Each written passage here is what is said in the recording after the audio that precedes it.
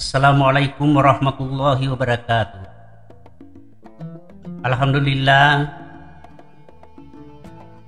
apabila kita berbicara tentang hari raya kurban atau Idul Adha, maka pikiran kita langsung terfokus kepada salah satu surah yang terpendek dalam Al-Quran, yaitu surah Al-Kautsar.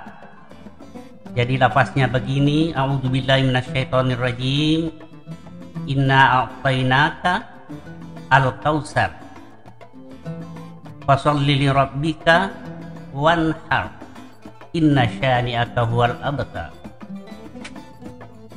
Sesungguhnya kami telah memberikan kepadamu Muhammad nikmat yang banyak.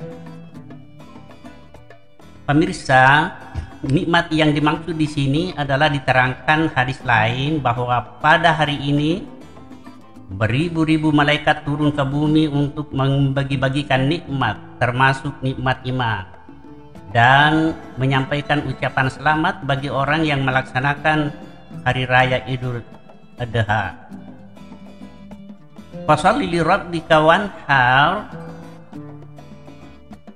artinya penyembelihan yang paling afdal dilakukan yaitu pada hari H tanggal 10 Zulhijjah setelah menunaikan salat Idul Adha, kecuali misalnya terhalang dengan suatu kesibukan, maka penyembelihan dibolehkan pada hari tasyrik, yaitu 3 hari sesudah hari Idul Adha. Inna syani'aka huwal abtar, yaitu maksudnya siapa yang ingin menghalangi kamu Muhammad, maka dialah yang terputus. Ingat, ulama adalah warasatul anbiya. Ulama bukan teknokrat seperti Habibie, ulama bukan ahli kimia seperti Sosimos, tetapi ulama adalah jalan kebenaran menuju surga. Ulama jangan dipandang sebelah mata. Pemirsa, baiklah, kita masuk kepada hukum kurban dan Idul Adha. Antara Idul Adha dengan Idul Fitri itu ada perbedaan yang perlu kita ketahui.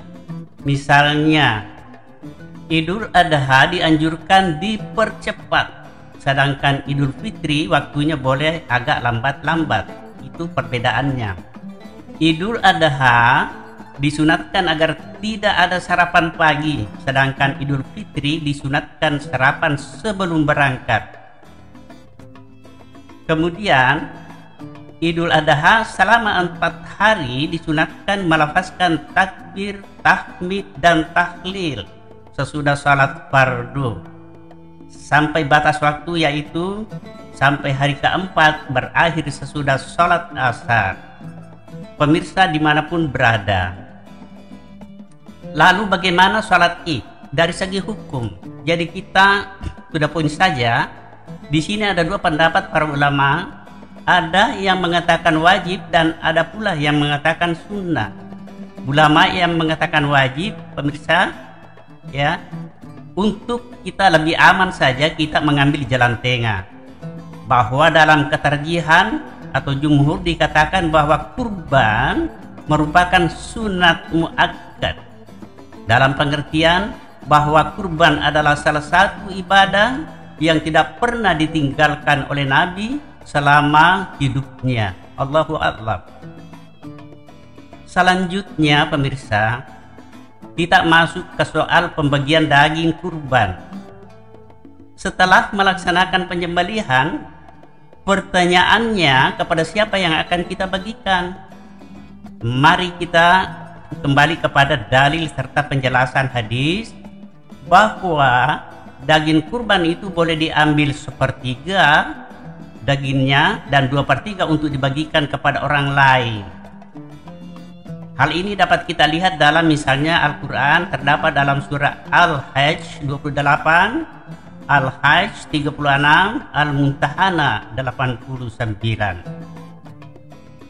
Nah, inilah 3 ayat yang menjelaskan tentang pembagian daging kurban, yaitu untuk orang sengsara ya, jadi bagikan kepada orang sengsara dan fakir.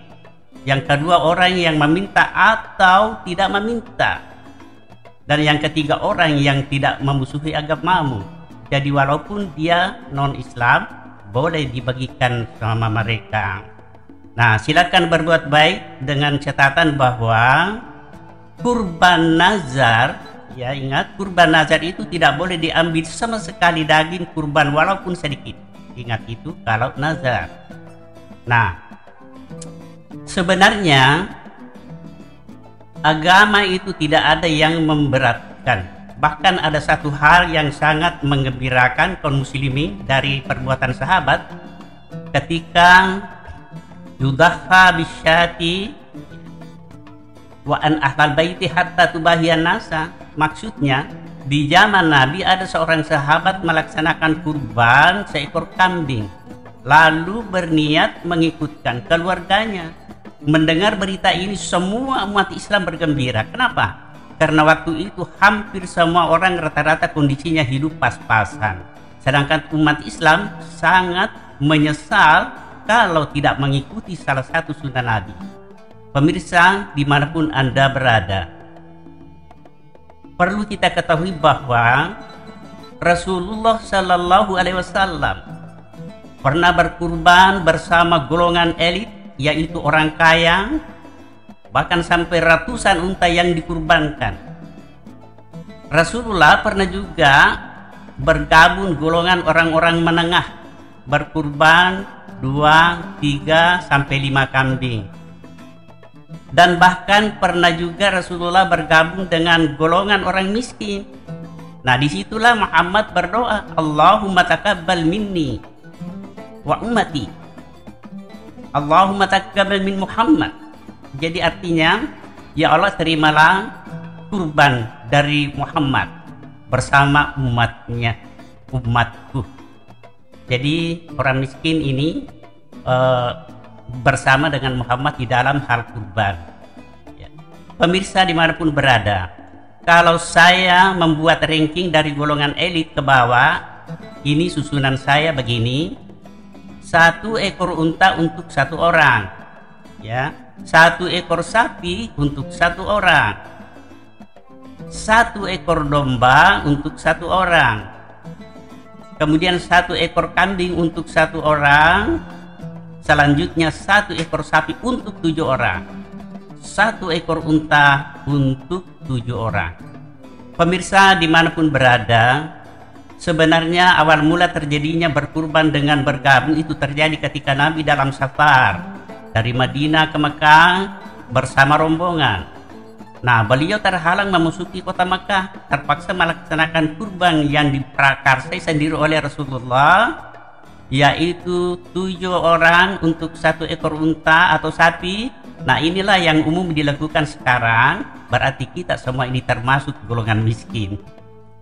Pemirsa dimanapun berada, satu syarat-syarat yang sangat penting untuk diketahui, bahwa ada hewan yang tidak patut dijadikan hewan kurban. Yang bagaimana itu? Pertama, al-aura'u baina auriha, hewan yang picek, belang matanya yang sudah nampak jelas. Yang kedua, al-maridatu baina mardiha, hewan yang sakit yang sudah nampak jelas sakitnya, ya. Kemudian wal arja'u baina zal'iha, hewan yang pincang yang sudah kentara pincangnya. Kemudian wal kasirul lati la talqa, hewan yang kurus yang tidak punya sumsum, ya. Nah, termasuk juga kategori hewan cacat, yaitu yang buntung ekornya atau misalnya yang sumbing telinganya. Ya, pemirsa, ada satu hal, akan tetapi ada hewan kurban yang kelihatan memang rusak tetapi tidak dianggap cacat. Apa itu? Yaitu hewan yang patah tanduknya karena misalnya tabrakan atau tersangkut, tidak dianggap cacat, boleh dikurbankan.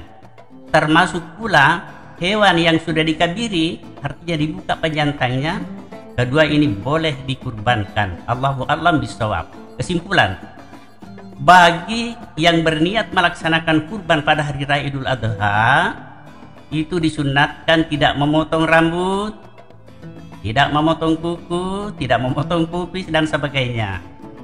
Ya. Lalu kemudian itu dimulai dari 1 Zulhijjah hingga selesai pelaksanaan kurban. Yang kedua, kurban adalah ibadah sunnah muakkad, ya, yang tidak pernah ditinggalkan Rasulullah SAW dalam kehidupannya. Kemudian yang ketiga, kurban boleh diniatkan untuk mengikutsertakan keluarga berdasarkan perbuatan sahabat yang masuk dalam hukum takdiriyah atau persetujuan Nabi. Nah, saya kira cukup. Saya sudah bisa sampaikan dengan ringkas. Alhamdulillah telah selesai. Jazakallahu khairan katsiran. Nasrun minallahi wa fathun qarib. Assalamualaikum warahmatullahi wabarakatuh.